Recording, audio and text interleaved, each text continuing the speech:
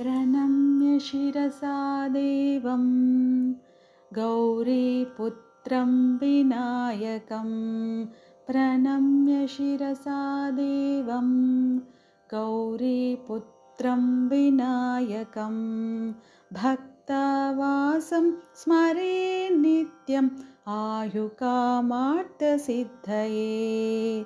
प्रथमं वक्रतुण्डं च एकदन्तं द्वितीयं तृतीयं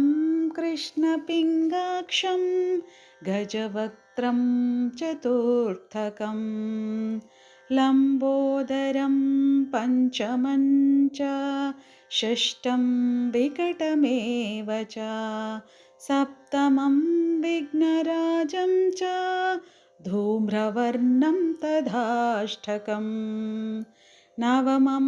फालचन्द्रं च दशमं तु विनायकम् एकादशं गणपतिं द्वादशं तु गजाननं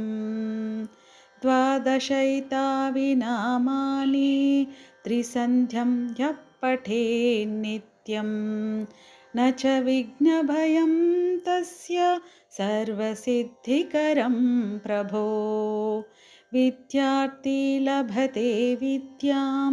धनार्थी लभते धनं पुत्रार्थी लभते पुत्रान् मोक्षार्थी लभते गतिं जपेत् गणपतिस्तोत्रं